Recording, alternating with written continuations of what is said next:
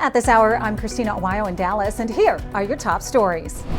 Former President Bill Clinton raising some eyebrows after hitting the campaign trail for Kamala Harris and suggesting that Laken Riley would still be alive if the border was properly secured. A young woman who'd been killed by an immigrant. Yeah, well, if they'd all been properly vetted, that probably wouldn't have happened. However, CBP previously said that people crossing the border are vetted. The alleged killer was paroled and released back in 2022 after coming into the country near El Paso, Texas. In addition, Clinton appeared to say that Riley's murder could have been avoided if Congress was able to pass a border bill. The bill failed earlier this year, long after the Venezuelan migrant came into the country and allegedly killed Riley, all happening during the Biden-Harris administration. Texas National Guard troopers encountered a large group of illegal migrants who were on private property in Maverick County, Texas. Of the migrants apprehended, 23 were unaccompanied children, 16 boys and 7 girls. In addition, among the group were 22 special interest migrants from Egypt and Turkey, meaning nearly 24 migrants who have a nexus to terrorism were caught trying to cross into the country via the southern border. Governor Greg Abbott launched Operation Lone Star to combat illegal migrants from crossing into the country and curb the amount of fentanyl being trafficked through the Texas-Mexico border. The city of Hanson, Massachusetts has issued a cease and desist letter to a resident who is projecting a Trump 2024 sign on the town's water tower from their own property. A town administrator says the sign goes against their rules, which they are against any type of political statement on town property, and they say it misleads the public into believing the pro-Trump sign is sanctioned or condoned by the town. Town officials are trying to combat the projection with floodlights without much success, and they are issuing a $100 fine per day. However, residents want the sign to remain, so they've started a Give, Send, Go page to help pay the fine so the sign can stay up through the election. President Donald Trump back in the state of Pennsylvania, where he held a town hall in the battleground state. My son was killed August 6, 2011 with 29 other men. It was the biggest loss of life in the Iraq and Afghan war. To this day, we still haven't gotten any answers. I'm begging you.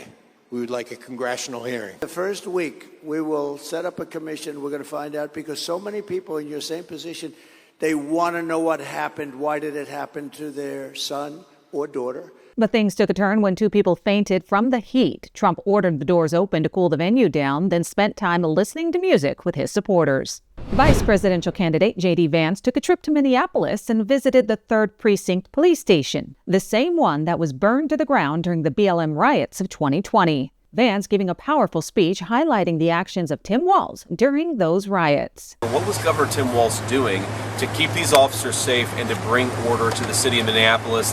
The answer was absolutely nothing. They described being left for dead by the person who wants to be the Vice President of the United States, and then a president who then bails out some of those same rioters and looters out of prison. According to an investigation by Dr. Stefan Weber, a famed Austrian plagiarism hunter, Kamala Harris allegedly plagiarized at least 12 sections of her criminal justice book, Smart on Crime. The investigation revealing that Kamala even lifted material from Wikipedia and is showing the proof of the findings. Christopher Rufo posting the investigation, saying he independently confirmed multiple violations, which are comparable in severity to the plagiarism found in former Harvard President Claudine Gay's doctoral thesis. In the post made to X, Rufo shows different examples, such as a passage where Harris talks about high school graduation rates, then shows where she lifted verbatim language from an uncited AP NBC News report. In another section of the book, Harris, without proper attribution, allegedly reproduced extensive sections from a John Jay College of Criminal Justice press release. The post claims that she and her co-author passed off the language as their own, copying multiple paragraphs virtually verbatim. Donald Trump has opened up his largest betting lead since Joe Biden dropped out of the presidential race. According to the political betting platform Polymarket, the former president now leads in every swing state except Nevada, as bettors are becoming more confident that Trump will win the election. So much so that he holds a nearly